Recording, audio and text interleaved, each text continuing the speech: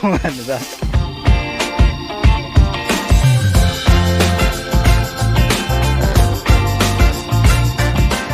อันนี้เป็นยา